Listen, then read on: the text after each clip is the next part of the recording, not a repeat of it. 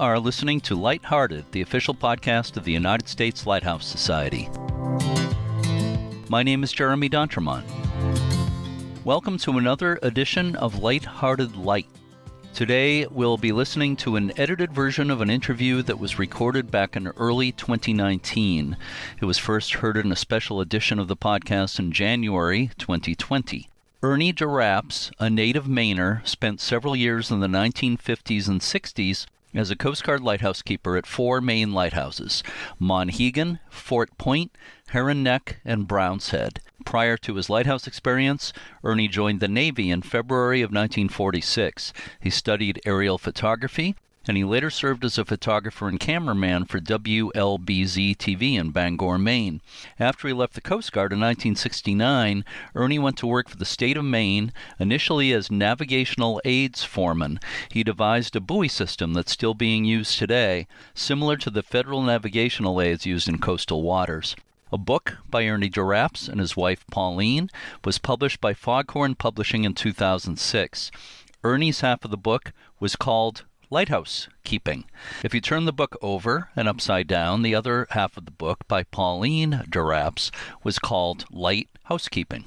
Ernie also took up painting at the age of 80 and completed portraits of all of Maine's lighthouses. Also taking part in this interview is my friend Bob Trapani Jr., Executive Director of the American Lighthouse Foundation. You'll notice a strange sound throughout the interview.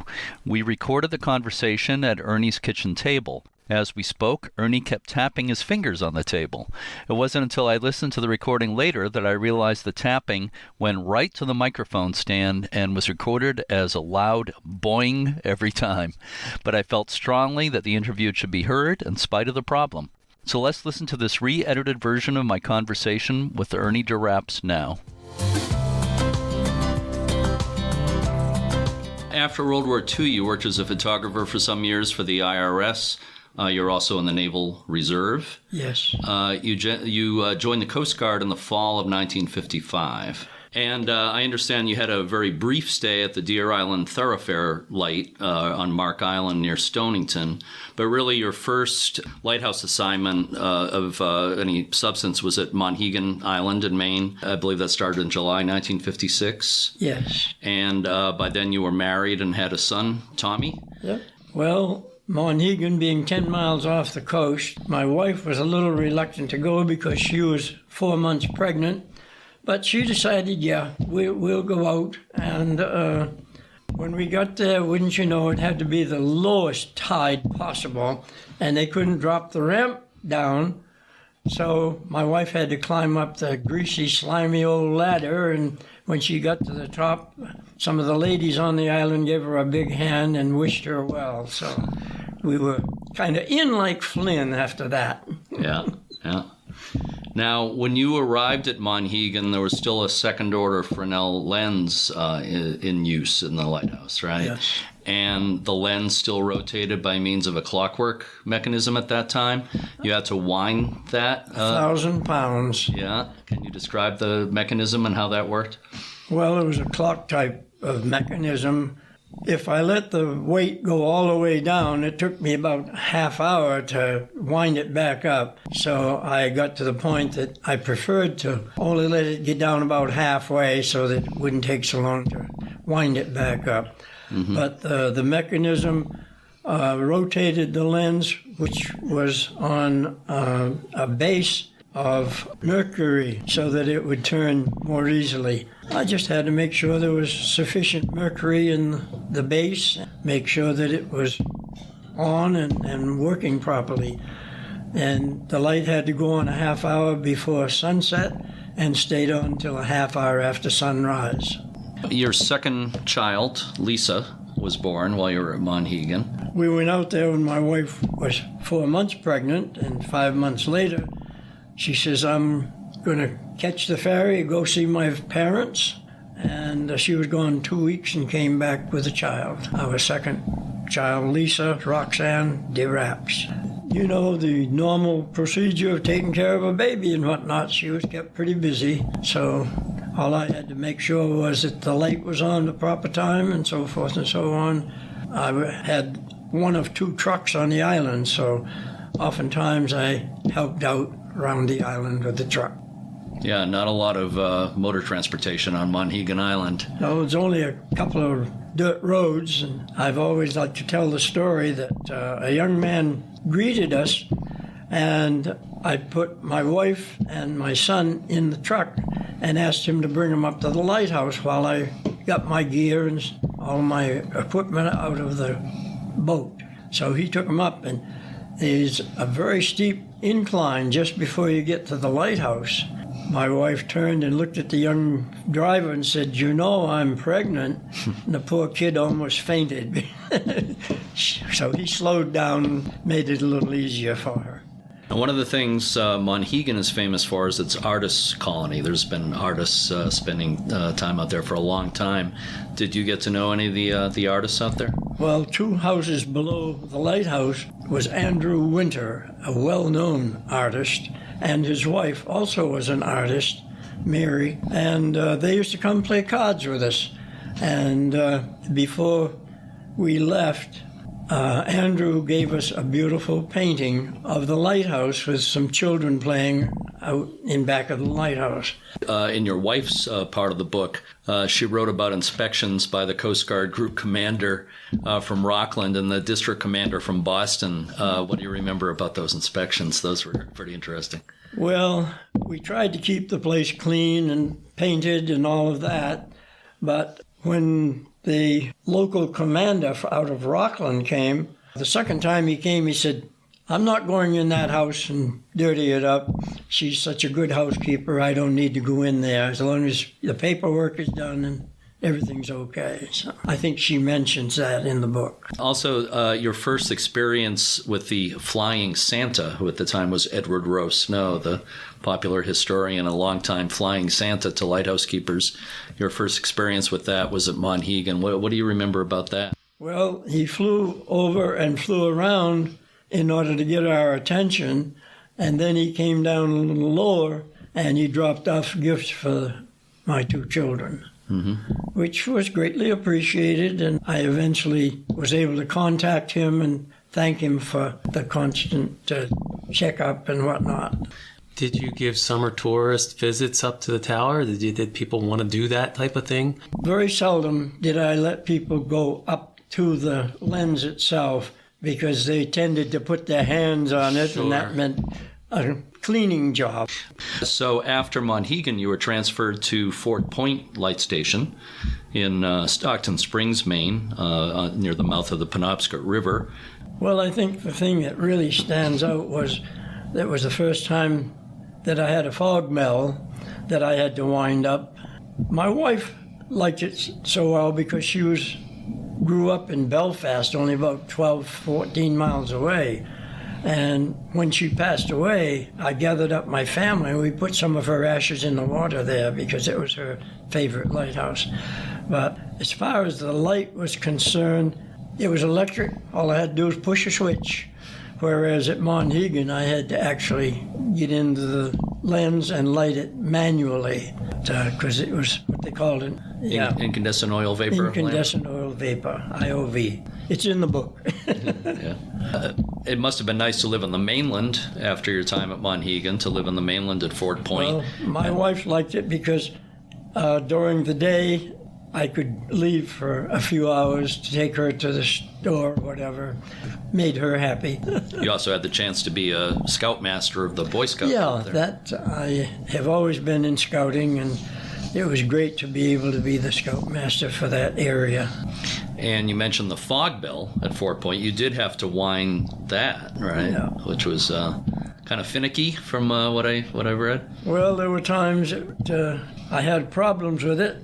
I'd been ringing it by hand for several hours, almost a half a day, I guess. And come evening, I was ready for a cup of coffee. So I went in the house and asked my wife to go take care of it. She went out, she rang it a couple times by hand, and she went inside.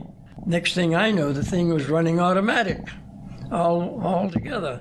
And I said, "How did you fix that?" "Well, you know, when I was a kid, I worked at the place where they made watches, and I knew something about the mechanisms, and I was able to fix it." It's basically a clockwork mechanism. Never went bad after that, as far as I recall.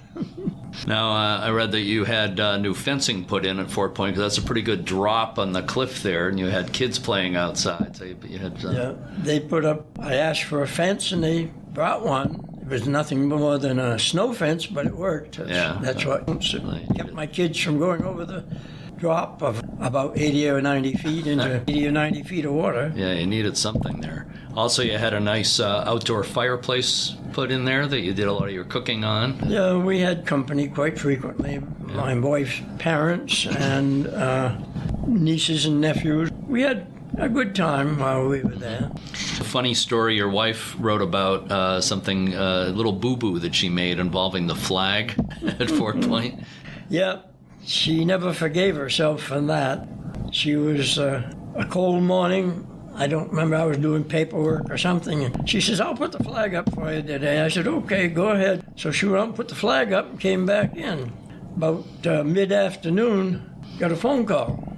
It's for Pauline. Okay, I handed it to her. Oh, the Coast Guard's sending up a vessel. We got a helicopter coming. We got a lot of things happening up there. The guy gave her a real tough time for a couple of seconds there. And she almost started to cry. And she said, well, what's wrong? What's the problem? He says, you've got the flag upside down. And from there on, whenever she put the flag out, she always checked. Make sure it was up properly. Of course, the flag upside down is a distress signal. That's traditionally. Right. You learned a lesson. Yeah, I'm sure. So your next station after Fort Point was Heron Neck Light. Stag only. Stag Station on Green Island near Vinyl Haven. That was 59 to 61. Stag Station, meaning it was male Coast Guard personnel only. So you lived there without your family. They lived on shore. Eventually, I found a place that I could afford on Vinyl Haven, and I brought the family out there. There was only 2 children at the time. And my wife says, you mean I got to live in this poor place? It was in pretty bad shape. I could afford it. And I eventually put in a furnace and the stuff to keep the house warm and all of that. So she grew used to it. We loved each other and lived together. So it worked out. Yeah. How many men were assigned to the Heron Neck Light Station, and how many were typically there at one time? Well, it was a 3-man station, but usually there was only 2 there, and oftentimes just 1. Now, you were the station engineer at Heron Neck, is that right? Yes. What were your responsibilities? Maintain everything that went along with electricity and all of that. I had the 2 generators, and we'd operate those one at a time, alternating them so that you could repair anything that needed to be done. And I had to take care of the cistern, which is where we got our water, and mostly come off the roof. The commanding officer was a first class. I was only second class at the time. And he was a little hard to get along with, but we managed. Well, yeah. Ernie, Heron Neck is known to have some really rough waters out front. But coming in on the backside, you guys would have come in with your boats and landed at the boathouse in that cove, which was pretty protected. But before you would get to that cove, you'd come around Boilers Point. We had a 16-foot motor lifeboat, which was unsinkable. And whenever we had to go for mail or whatever, we used that. But one time, I got a knock on the door of the lighthouse. And I opened it up, and there stood a man with a 2-year-old girl under his arm and a boy beside him, about 5. And he told me that his nephew was on the other side of the island. The surf was 3 to 4 foot high. The kid could not swim, and he was on a rock that was going to be flooded because the tide was coming. Yes.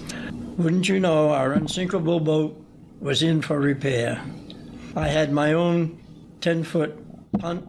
So I said to the fellow in charge, I'll take my boat and I'll go around and see if I can find the kid and save him. Fortunately, although the surf was high, I was able to see him finally, the boy, and I motored inside of the rocks, ledges and whatnot, and I made several passes by the kid, but he didn't want to get in another boat. I said, well, it's either that or you're going to drown. And after about the 4th or 5th pass, I just grabbed him by his shirt and pulled him in the boat, took him into shore and left my boat there tied up so I wouldn't lose it, and walked him back to the lighthouse. So I was fortunate with God's hand to save a life. It wasn't all my doing. Oh, that's a great helping. story. It can be a rough spot coming around there, so. When you have 3 or 4 foot surf in a small boat, you got to be very careful. But I was fortunate. The good Lord was with me. One more thing with the Heron Neck. I think personally that setting is one of the prettiest for Maine lighthouses with the rocks. It is beautiful. You can look back and you can see the Camden Hills. Did you enjoy a lot of sunsets and things of that nature from there? Oh, yes. It's a beautiful spot, but isolation is not something that one likes. But I was fortunate that I wasn't alone all the time. And I was asked to do most of the cooking, so I could cook what I liked, and to heck with the other guys. But they all seemed to appreciate my cook capabilities because I'd been a Boy Scout most of my life, and I was used to it. Do you have your specialties? Steak. And most everybody likes a steak now and then. Yeah. But I also like pork chops. And, of course, I always had to have potatoes. I'm a potato man, and always enjoyed potatoes. Living the youngest of 14 children, we had to survive on pretty much what my father grew. Although he worked in a woolen mill for finance, there was very little finance back in those days when you even working in a mill. We're survivors. So are you aware that the lens from Heron Neck is on exhibit at Coast Guard Station Rockland today? No. Yes, it survived. It's on exhibit at the station. Wonderful. Yeah. So your last light station was Browns Head. Vinyl Haven Island. Yeah, on Vinyl Haven. Bolted to the ledge. Yeah. July 1961 to 1962, you got to live there with your family again. Yeah, it was a very happy time. And we were there for a short while, and an inspection came up.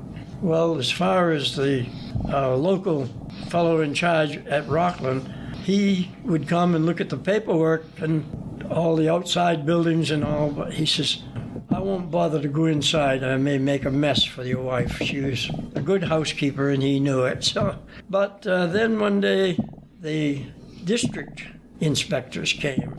That was a different story. There were 3 inspectors. One looking around all through the house, one talking with me, one talking with my wife. The one looking around went to the stairs, and my wife said, I'm sorry, you can't go up there. 2 children are sleeping. Well, that didn't go over too good with them. So the fellow asked my wife to come over and sit down next to him so she could talk with her. And what had happened? She sat on his hat. That didn't go over too good. So after a short inspection, which of course everything was good because we knew they were coming, and I was always trying to do everything properly. House cleaned up and outside all in good shape. So the man in charge said, Duraps, you've never been to sea. That's right. Well, we're going to change that. So he decided to send me aboard ship. When you're in the military, you do as the upper ones tell you. That's life. Yeah, I guess so. Going back to Browns Head, one of my favorite stories that you wrote about in your book during your time at Vinyl Haven was it's so remote there on Vinyl Haven where that lighthouse is located. Bob and I have been there together, and you wrote about a time when there was a lot of snow, and you had a truck there. On the hill. Yeah, you had to get your son Tommy to the school bus, which was like a mile away. Yep. And one time you described actually tying a rope around him to get him through the snow to the truck. Yeah. The only way you could be sure to get him through the snow to the truck was by Well, it must have been about 100 yards or so. Yeah. So I you got dragged him to him school. up there, and he thought that was really something, so he had something to tell everybody at school how his father put a rope around him and helped him up the snow, Yeah. up the walkway. And you said that Polly was very impressed that you got him to school that day. Yeah. Oh, well, life is what you make it. Yeah. You also wrote about enjoying a lot of good seafood during your time at Browns Head. Yeah. I had my own lobster traps. I was allowed 3, if I recall correctly. Mm-hmm. And there was a clam place in a cove down behind the lighthouse. So I used to get clams and lobster. Many an evening after the evening news, my wife would say, I'll help you put the boat over, and I knew exactly what that meant. Go get some lobster. Yeah. You were in the Coast Guard not too much longer, and then you worked for the state of Maine for 21 years and a few different positions. You retired from the state, working for the state in 1990, and you took up painting at the age of 80. And you're an amazing artist, and you've had your work exhibited in a number of places. It's God's hands. I push the brush. But you've painted portraits of all 65 Maine lighthouses, and you've had your work exhibited at the Maine Lighthouse Museum and other places, and it's really impressive work. But what made you decide to take up art? On my 80th birthday, I was sitting at this table, and my wife was across the way, and she says, you know, you're 80 today. I said, yes, I know I'm 80. So what about it? She says, you've been a photographer all your life. You've got over 3,000 colored slides downstairs. Why don't you use them? Take up some art. So I did, 5 or 6 different paintings. And I read an article in one of those magazines that to do a big show, you need a series, similar theme, similar size, and all of that. I says, well, I think I'll go and use that advice. And that's when I started painting the lighthouses. And I've painted all 65 of them after 6 or 8 that I did to get started and see what I could do with it. And I sold one, and I just refinished doing that one and hung it up with the rest of them down in the basement. You have a style of your own. It's really quite striking. Back to Browns Head for just a second, Ernie. The bell tower had disappeared by 1969 or 70. But what do you remember in terms of was it foggy a lot there at the entrance to the thoroughfare? How often, you said a half hour to wind the mechanism at Monhegan for the light, for the fog bell at Browns Head. How long would that take you?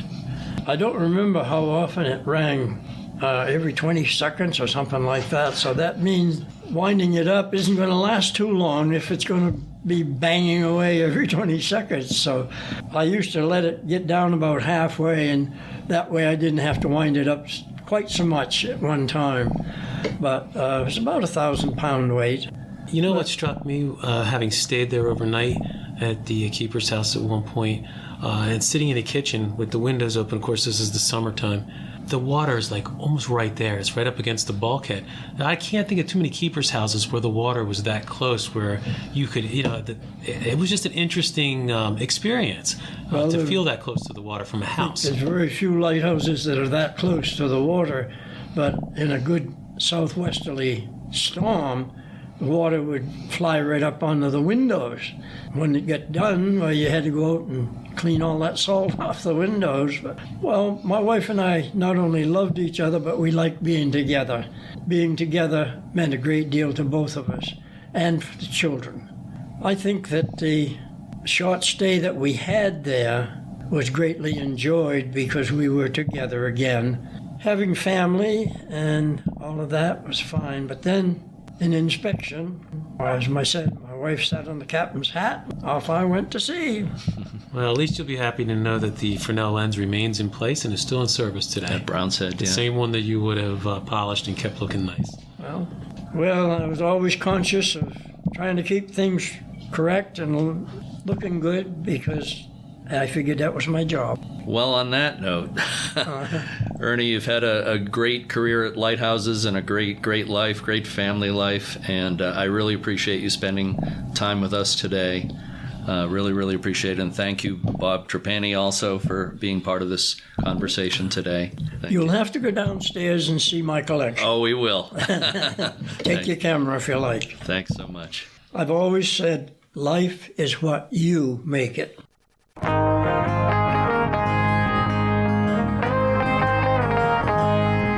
Ernie and Pauline Giraps were married for 64 years. Pauline passed away in 2015, and Ernie followed her last year at the age of 95. Ernie and Pauline had 6 children, 9 grandchildren, and 2 great-grandchildren. Ernie was one of the most interesting and nicest people I've met in my 40 years of involvement with lighthouses. I hope you've enjoyed revisiting my conversation with him. We'll be back with a regular episode of Lighthearted next week. Until then, to all our regular listeners and our new ones, thanks so much for listening, and keep a good light.